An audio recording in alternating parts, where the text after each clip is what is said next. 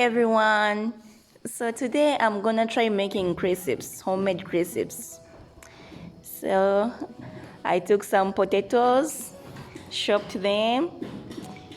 Yeah, as you see, I'm gonna chop them into slices, small slices. And I will need also the tissues to remove the excess water from the potatoes. Yeah, that's all I need. Chopping them isn't difficult as I thought. I thought it won't come up like as I wanted using a knife, but it came out good. So you can also try at home. Watch me doing it because it's self-explanatory. You don't need to explain anything more. So watch me doing it. Let's do it together. Thank you for watching.